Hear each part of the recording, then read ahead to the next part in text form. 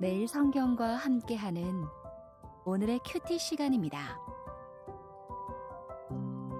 8월 3일 오늘의 말씀은 예레미야 14장 1절에서 12절 말씀입니다.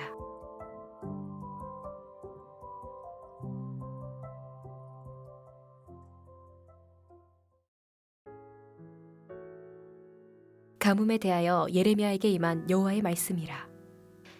유다가 슬퍼하며 성문의 무리가 피곤하여 땅 위에서 애통하니 예루살렘의 부르짖음이 위로 오르도다. 귀인들은 자기 사환들을 보내어 물을 얻으려 하였으나 그들이 우물에 갔어도 물을 얻지 못하여 빈 그릇으로 돌아오니 부끄럽고 금심하여 그들의 머리를 가리며 땅에 비가 없어 지면이 갈라지니 밭 가는 자가 부끄러워서 그의 머리를 가리는도다. 들의 암사슴은 새끼를 낳아도 풀이 없으므로 내버리며 들 나귀들은 벗은 산 위에 서서 승냥이 같이 헐떡이며 풀이 없으므로 눈이 흐려지는도다. 여호와여, 우리의 죄악이 우리에게 대하여 증언할지라도 주는 주의 이름을 위하여 일하소서. 우리의 타락함이 많으니이다. 우리가 주께 범죄하였나이다.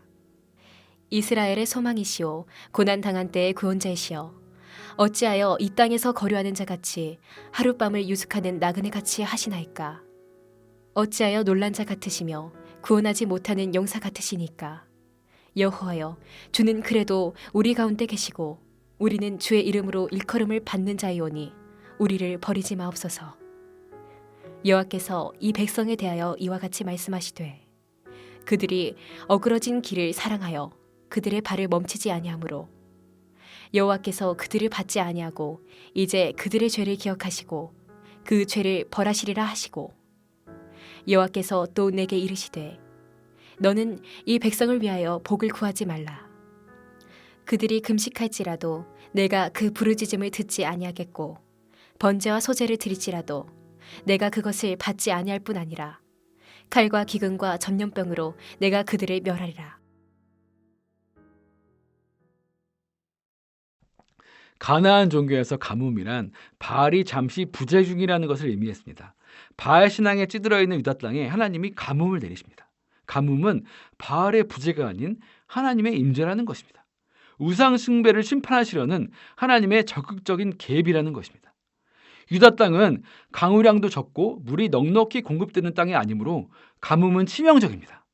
아무리 왕이고 귀족이고 부자라도 가뭄에는 가난한 자, 들짐승과도 평등하게 그저 속수무책일 수밖에 없습니다. 그러므로 하나님이 내리시는 가뭄은 유다 백성의 총체적인 회개를 요구하는 경고일 것입니다.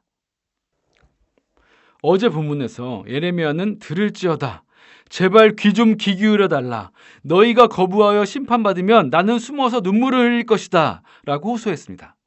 오늘 본문에서는 백성들이 가장 무섭게 여기는 가뭄을 생생히 묘사하여 단호하게 회개를 촉구하고 있습니다.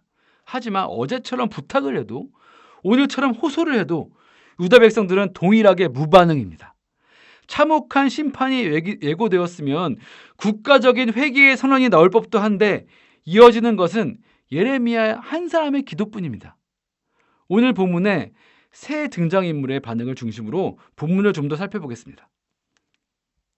첫째, 백성들입니다. 유다 백성들은 왜 경고를 무시할까요? 경고하는 예레미야 반대편에 위로와 구원의 확신을 주는 선지자들이 있기 때문입니다. 죄를 지었으니 심판이 임할 것이다 라는 말씀보다 죄를 지었어도 용서하시고 평안을 주실 것이다 라는 메시지가 더 좋은 게 당연합니다.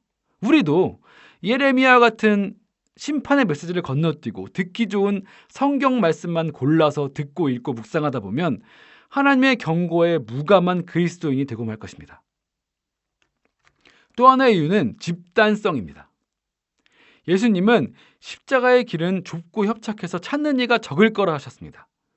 거짓된 신앙의 길에는 다수의 집단이 모여 있고 다수가 모이면 그게 진리인 줄 착각합니다. 이렇게 신앙생활하면 안 될 것 같은데 하며 자각하다가도 주위를 둘러보면 다수가 그렇게 신앙생활을 하고 있으니 나만 뭐 별나게 믿을 거 있나 하면서 금세 성령이 일깨우신 영적 갱신의 마음을 무시해버리기 일쑤입니다. 둘째, 하나님입니다. 하나님은 예레미야의 탄원을 가차없이 묵살하십니다. 심지어 예레미야에게 백성을 위해 더 이상 기도하지 말라고 하실 정도입니다. 더 이상 회개의 기회가 없다고 하시는 것만 같습니다. 뒤늦게 백성들이 부르짖고 금식하고 제사를 드려도 절대로 심판을 철회하지 않겠다고 하십니다. 왜 이렇게까지 말씀하시는 것일까요?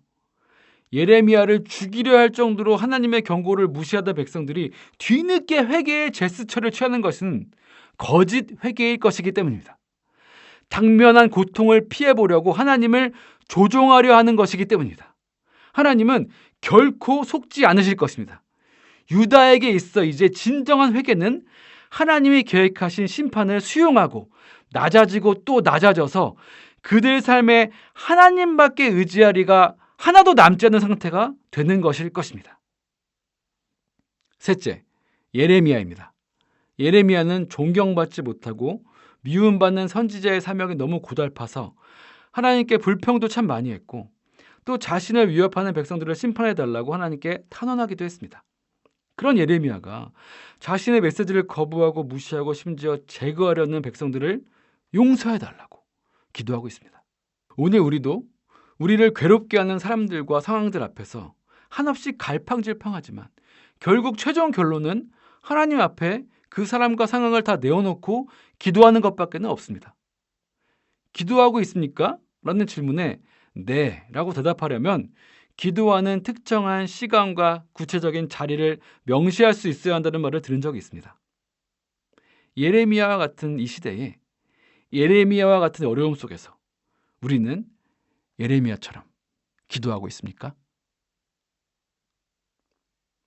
기도하겠습니다. 주님, 영적 가뭄과도 같은 오늘 이 시대에 제가 예레미야처럼 깨어있게 하시고 예레미야처럼 기도할 수 있도록 성령으로 충만하게 오늘 하루 채워주시옵소서. 예수님의 이름으로 기도합니다. 아멘.